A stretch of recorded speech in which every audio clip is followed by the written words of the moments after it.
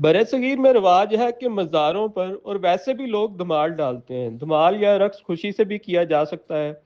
شادی اور خوشی کے موقع پر بھی انسان ناچتا ہے۔ لیکن مسئلہ اس وقت پیدا ہوتا ہے جب آپ اسے ایک مذہبی درجہ دیں، اور درجہ بھی ایسا کہ اسے سجدے یا نماز سے اوپر لے جائیں۔ ملاحظہ فرمائیں بابا عرفان اللہ کیا فرماتے ہیں۔ صوفی ازم سے دھمال کا اور رقص کا کیا تعلق ہے جی؟ میں نے 1456 سالوں میں واحد آدمی ہوں جس نے دھمال کو ایکسپلین کیا ہے، اور اس طرح کیا ہے کہ اس سے پہلے کسی نے نہیں کیا۔ کیونکہ وجہ یہ ہے، اسلام میں سجدے کا سسٹم موجود ہے۔ سجدہ کبر کو توڑنے کا انسٹرومنٹ ہے، راستہ ہے کہ آپ وہ جگہ زمین پہ رگڑ رہے ہیں، جھکا رہے ہیں جس میں آپ کی تذلیل ہو رہی، جس میں آپ کی تذلیل ہوتی ہے نا، اپنی تذلیل کرنی ہے نا مالک کے حضور۔ مگر جس نے سب سے زیادہ سجدے کیے اسی نے سب سے زیادہ کبر کیا، وہ عزازیل ہے جی۔ بالکل اس کا مطلب یہ ہے کہ سجدہ اس کے کبر کو نہ توڑ سکا۔ صوفیوں نے جب اس پہ غور کیا تو انہوں نے دھمال کا روٹ نکالا کہ ایسے نچاؤ اس کو جیسے بندر کو نچاتے ہیں، تاکہ اس کی تذلیل میکسیمم ہو جائے معاشرے میں، کہ اس کا کبر ٹوٹ جائے۔ کبر ٹوٹ گیا تو شرک سے ختم ہو جاتا ہے۔ کبر تو شرک پیدا توحید خالص تبھی ہوگی جب میں مر جائے گی۔ میں مارنے کے لیے اس کو دھمال میں ڈالا گیا، اور دھمال کا میں نے سمجھایا کہ دھمال ایڑیوں پہ ہوتا ہے، پنجوں پہ نہیں، پنجوں پہ بھانگڑا ہوتا ہے۔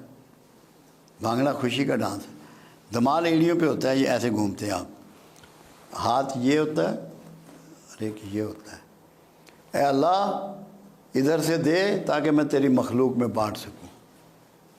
عنایات مانگی جا رہی ہیں۔ دھمال کی برکت یہ ہے، میں نے پنجابی میں تھا یہ میرا لیکچر، کہ اڈی ماریاں زمزم لبدا ہے۔ اسماعیل کی جب ایڑی لگی تو زمزم نکلا۔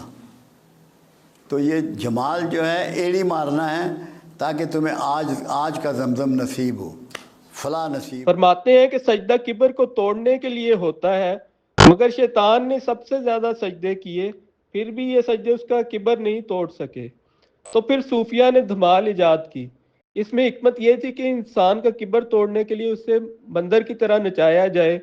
سوال اس میں صرف یہ پیدا ہوتا ہے کہ یہ دین کی کون سی رمز ہے جس کا رسالت مآب صلی اللہ علیہ وآلہ وسلم کو علم نہیں تھا، اور نہ ہی آپ صلی اللہ علیہ وآلہ وسلم نے اپنے ساتھیوں سے دھمال ڈلوائی کہ ان کا کبر توڑا جا سکے، حالانکہ وہ انسانی تاریخ کے سب سے زیادہ عبادت گزار لوگ تھے۔ جہاں تک اس بات کا تعلق ہے کہ بندر کی طرح نچوانے سے کبر ٹوٹتا ہے، تو پھر بندر اور دوسرے جانور تو پھر اور بھی بہت سی حرکتیں کرتے ہیں۔ پھر گلیوں میں کیوں نہ کتوں کی آوازیں نکالی جائیں۔ بندر تو لباس بھی نہیں پہنتے، اور یہ ایک حقیقت ہے کہ برصغیر میں اس طرح کے لوگ موجود ہیں جو پیر مشہور ہیں اور لباس نہیں پہنتے، ننگے رہتے ہیں، اور ان کے ننگے پن ہی کو ان کی نیکی اور بڑائی کی علامت سمجھا جاتا ہے۔ کیا پھر ان کی پیروی شروع نہ کر دی جائے؟ حالانکہ قرآن میں ایک جگہ جب اللہ تعالیٰ ناراض ہوتا ہے تو وہ اپنے معتوب لوگوں کو بگڑے ہوئے بندر بن جانے کا حکم دیتا ہے بطور سزا۔ ادھر بابا عرفان الحق ہیں جو ہمیں بندر کی طرح نچوا کر مراتب دلوانا چاہتے ہیں۔ جہاں تک صوفیاء کا تعلق ہے، تو جو لوگ اپنے حسن اخلاق اور علم کی بدولت لوگوں کو اللہ کی طرف راغب کرتے رہے، وہ ہماری سر آنکھوں پر، لیکن اس کا مطلب یہ نہیں کہ نئی چیزیں دین میں اپنی طرف سے داخل کر دی جائیں۔ ملاحظہ فرمائیے ایسی ہی ایک دھمال جس میں خواتین بھی مردوں کے شانہ بشانہ دھمال ڈالتی ہوئی نظر آ رہی ہیں، اور ان کو اپنے لباس کی بھی پرواہ نہیں ہے۔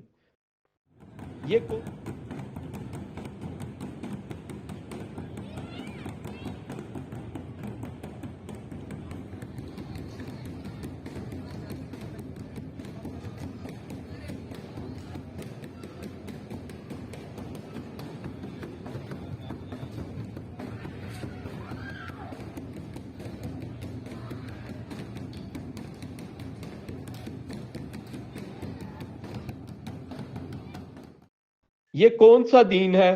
حقیقت صرف اتنی سی ہے کہ شریعت ایک دفعہ نازل ہو چکی ہے، آپ اس میں ترامیم اور اضافے نہ کریں۔ پھر فرمایا کہ دھمال ایڑیوں پر ہوتی ہے، اور ایڑیاں رگڑنے سے ہی زمزم نکلتا ہے۔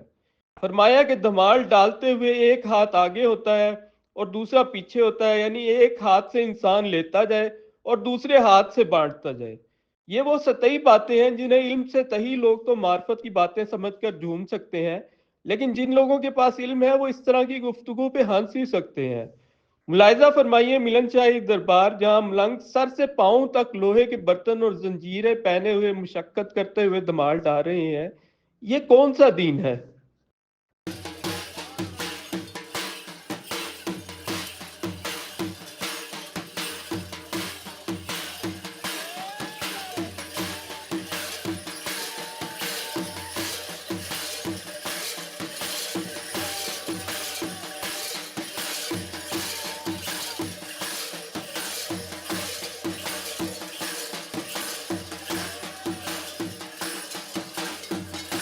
بہرحال شیطان اب حشر کے دن یہ موقف اختیار کر سکتا ہے کہ یا اللہ تو نے مجھے دمال کا وہ علم تو دیا ہی نہیں جو بابا عرفان الحق کو 1456 ہجری میں عطا کیا۔